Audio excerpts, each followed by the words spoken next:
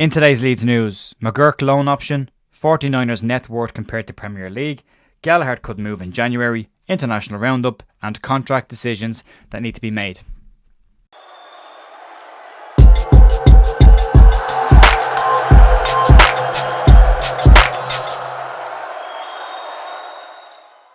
Morning folks, Jay here to view on the 16th of October with your Leeds United news. Hope you all had a lovely weekend.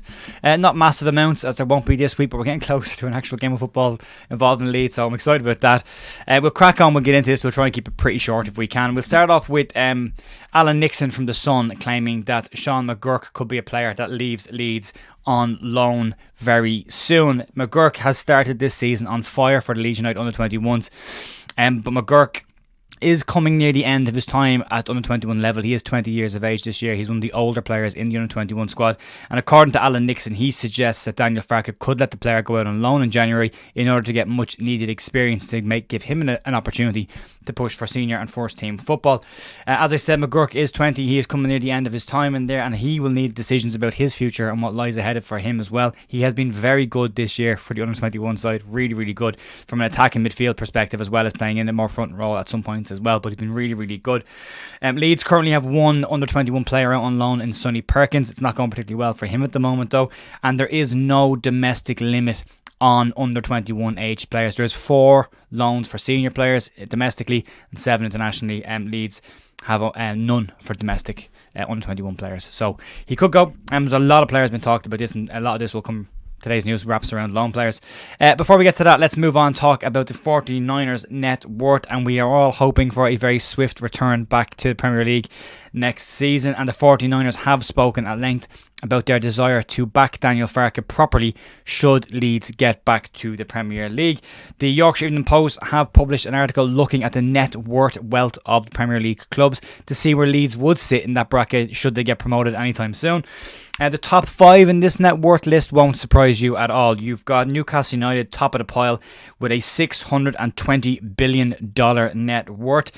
They are just ahead of Manchester City, only the $600 billion in the difference here. Man City's net worth at $22 billion. Then you got Chelsea in third on $15.8 billion, and Arsenal and Aston Villa make up the 4th and 5th places respectively on $12.9 billion and $11.9 billion. After that, you're looking at Liverpool, Fulham and West Ham, followed then in 9th place by Wolverhampton Wanderers, and then in 10th would sit Leeds United on $5.97 billion net worth. So it would be a nice middle bracket for Leeds to sit in. You know, plenty more money, and the gaps get pretty big the lower down you go, and the higher up you go, obviously just there's gaps, but Leeds will be very much in that upper middle bracket of net worth should they get back to the Premier League. Moving on, talking about more players that could leave Leeds or look to leave Leeds, and Joe Gelhardt's name has popped up. There's a lot of talk about potential exits, as I've already said. In January, Charlie Creswell has been talked as an option who could go out on loan for more minutes. Ian Poveda as well, and then thrown to that Darko JB as well, and then add in, you got Lewis Bate as well, and then you've got Joe Gelhardt. According to Leeds Live journalist William Jackson, he believes Joe Gelhardt will be one of the players that looks to move on this January, and this comes on the back of a lack of minutes this season for Joffrey, as well as a lack of minutes last season for Leeds. Had his loan at Sunderland as well, but it didn't go the way he would have liked it either, and he could be looking for a fresh start. Jackson points to the attacking options that Leeds have as well. If you go down through, you've got Joe Perreault, Jorginho Rutter, you also have Pat Bamford, then you have Matteo Joseph, as we already mentioned, Sean McGURK there as well. There is a wealth of attacking possibilities there for Leeds, so trying to get those minutes for Joe Gelhardt will be tough. He'll be hoping between now and Christmas he can get into the team and make a mark for a permanent place. But he could end up moving out on loan, but it is only a possibility at this moment in time. Moving on, let's rattle through the international roundup real quick. Diego Monteiro started for Portugal under 19s in their 2-1 win over Scotland. Rory Mahady also played in that game for Scotland in their defeat to Portugal, as mentioned. Archie Gray completed 90 minutes for England in their under 19 1-1 draw with Wales. Charlie Crew was on the opposite side of the pitch in this one, playing 90 minutes for Wales in that game. Jeremiah Mullen started for Scotland under 21s in their 3-1 win over Hungary. Ethan Ampadu started for Wales in their 2-1 win at the weekend. Joe Rodon also played in that game, as well as Dan James, who came off the bench in the 57th minute in that game. More games taking place tonight. The positive there is Ampadu, James and Rodon could be back in training with Leeds as early as today, as they're now finished their block of international games and will head back to their clubs. There are some other ones happening tonight as well, which will keep a few Leeds players out of training today and possibly tomorrow, but Daniel Farke will hope to get as many back as early as he can to get prepped for the Norwich game this weekend. And then moving on to the final story of the day, and this one relates to contract decisions at Elland Road. Leeds have 7 players who will find themselves in a situation where they're needing to confirm their futures with Leeds. I suppose Daniel Farke will have some big decisions to make over who stays and who goes come the end of this season. 7 players who are out of contract in that list.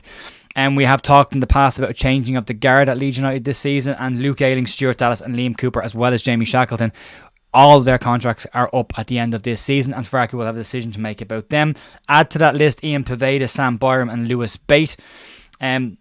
Gives you a nice chunky 7 players who Daniel Farke will have a look at. A lot of these players are involved in his squad, not necessarily all getting regular minutes, but they have been in his squad so far outside of Bate this season and Dallas with injuries for obvious reasons. If you go down through it, Ayling, Cooper and Dallas would be hoping that their links to Leeds over the last promotion campaign might be enough to get them an extension into next season. Dallas's injury might see Leeds go the same route as Gaetano Berardi and give him an extension on his contract, and same as it did with Adam Forshaw, in order to allow him to recover from the injury properly.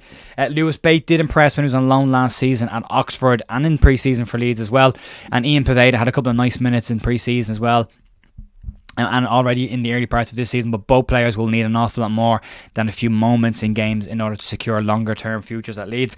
Sam Byram is the odd one out on this. He did sign a 1-year contract when he joined Leeds. Leeds will be keeping an eye on his game minutes, I suppose, and how much football he plays this season before looking at it.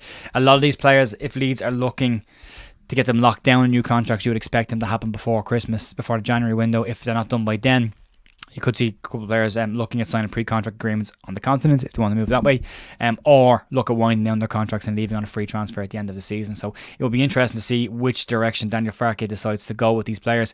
But there's 7 players that if they did leave Leeds, it would be very different looking Leeds squad come next season with the players that have come in already this season. The 14 that were already out expected to not come back, as well as another 7 here, will be a massive overhaul of a Leeds United squad inside of an 18-month period. So wait and see what happens with that. Some of them have got some big games ahead of them to try and secure a future. Others will be relying on games in the past and the minutes that they will probably get coming into December and January to try and secure their contracts. The older players mind in that one. That's going to be pretty much it for me today, folks. Massive thanks as always for supporting and watching the channel. I'll be back tomorrow morning with more Leeds news. Have a great day and I'll talk to you then. See ya. Bye.